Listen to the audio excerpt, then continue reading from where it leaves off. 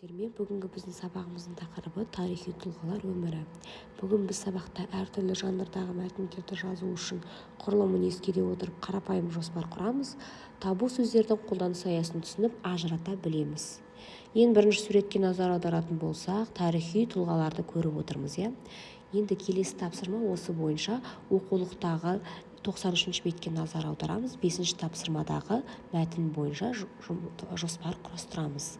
Ең бірінші мәтінді оқимыз, одан кейін жоспардың құрылымы бойынша кіріспе, негізгі және қорытынды бөлімдерін сақтап жоспар құрастырамыз.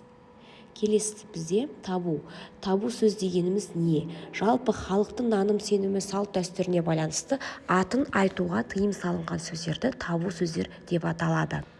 Табу сөздердің түрлері: тылсым күштерге, ауру, өлімге қатысты тыйым сөздер, киелі ұғымдарға қатысты тыйым сөздер, қазақ әйелдерінің тыйым сөздер және де жөн-жосық, салауатқа қатысты тыйым сөздер жатады. Табудың жалпы негізінен екі түрі қазақ тілінде жиі кездеседі. Оның бірі қазақтың ескі әдет-ғұрпы бойынша келін болып түскен жас қыз күйеуінің туған-туыстарының атын атамайтын болған. Мысалы, қайын-сіңлісіне Шырайлым, қайын-інісіне Кенже бала, Мырза жігіт деген сияқты ат қоя білген.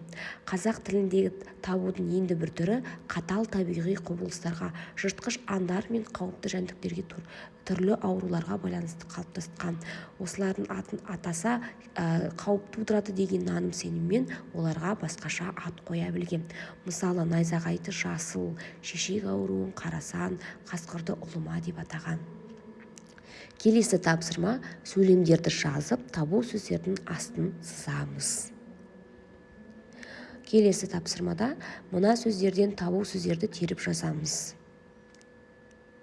Соңғы қалыптастырушы бағалау тапсырмасында мына сөйлемдерден табу сөздерді анықтап, солар астын сызып және де табу сөздерді теріп жазамыз.